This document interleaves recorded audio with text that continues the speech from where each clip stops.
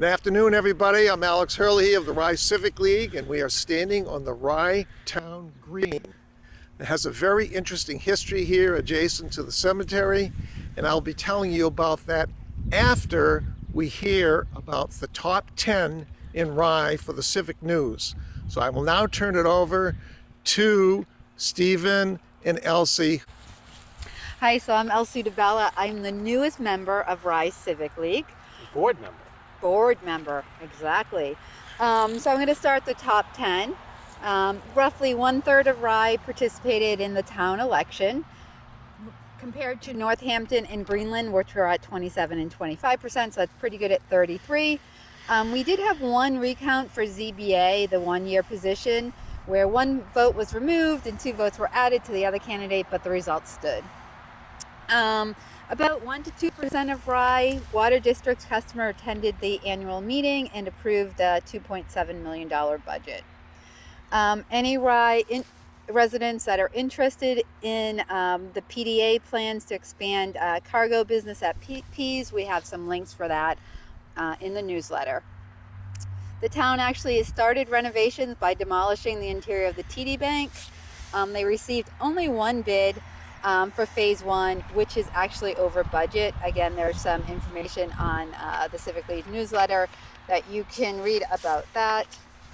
The Conservation Commission has a natural resource inventory that's been released. You can either get a link to that on our newsletter, or copies are available at the library. And turn it over to Steve. All right, thank you. So on March 30th, the Select Board met with the Sewer Commission and Rye Water to talk about all the developments along Route 1 that's happening there. We're also, the Civic League is going to try to put together a culmination of the things, try to make it easy for people to understand what's going on. If you would like to help, we could really use it on putting all that together. At the March 28th Select Board meeting, over 60 residents signed a petition to have the Select Board improve the process for how people are notified and get a chance for the appointed position. So those are everything that the Select Board appoints, commissions, committees, etc. The impact of COVID can be seen in the Rye Elementary and Rye Junior High proficiency testing results. We have a link to that. It was in the school report. The Rye Elementary School new principal is Michelle Costa, who I've not met, but if she's as good as Susan Lowell, in good shape. The planning board approved the long-range committee approach to do a theme-based complete rewrite of the master plan. That's good news. It's different than what we were told before, where they were just going to update the vision plan. This is, all right, let's just get it done, which is good. The analysis that the Civic League's been doing on the zoning, tracking those so far year to date, there's been 41 variances that have been approved. We went through the annual report. If you haven't looked at it, we pulled out some interesting facts. They will be there. 6 births, 70 something deaths. So click that link and see what we've got. Thank you. So now, just a quick history of where we're standing. So, before 1893, all this property here belonged to the Rand family. And the town hall, of course, had become the town hall by 1873. It was originally built as a church in 1839. But in 1892, the town bought some property from the Rand family over near where the superintendent's building is now.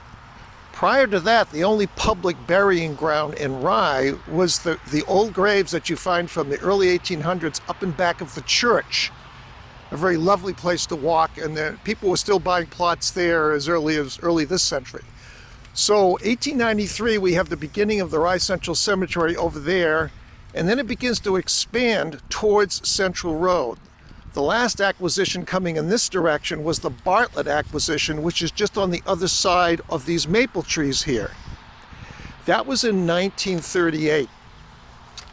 Up to that town, in the town reports, you will read many complaints by the cemetery trustees that people were coming to the grave sites and partying with their ancestors and leaving trash. And they were very irritated by this, and they kept complaining.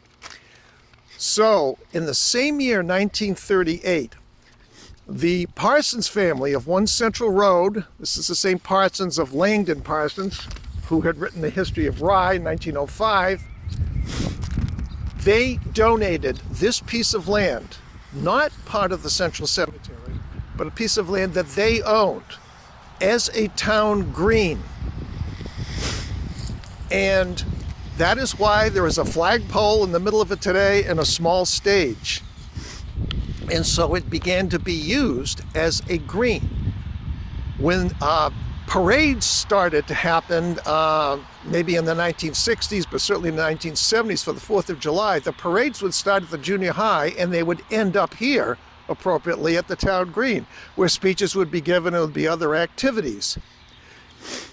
And that continued on, those parades, into the 1990s, and then they stopped. And now, of course, we have the winter parade, the holiday parade, but we haven't had that summer parade. I think that will change in 2023. Stay tuned. One really interesting item related to voting. If our videographer, I'm going to turn around and our videographer is going to follow me. And when you look behind me, you will see a piece of lawn between the roadway and the wall where Town Hall is. That is also town-owned land. And in 1989, there was a proposal to build a new police station here. That, of course, would require a 60% vote. It lost by 1 vote. I always like to say it was mine. There was a recount. Again, it lost by 1 vote. Just like Senator John Durkin, U.S. Senator in the 1970s, won by 1 vote. Closest Senate race in history. So, when you think about your vote, please remember how much it counts. There's 2 good examples of it. And let's see if we can get our voting rate up to the rate of national elections, which has been upwards of almost 4,000 people. In our recent town election, we had approximately 1,550 voting. Thank you very much.